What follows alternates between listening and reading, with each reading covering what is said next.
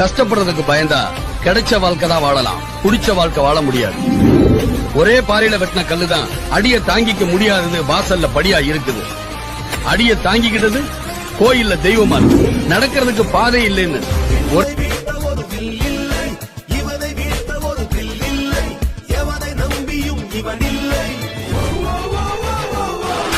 பாதுகாப்புக்கு யாரும் இல்லை. இவன் 10 விரல்களும் காவல்துறை. வெற்றி வெற்றிதான் ஆயுள் வரை. ஒரு சொல்லிலே நின்று காட்டுவான், நின்ற இடத்திலே நின்று காட்டுவான்.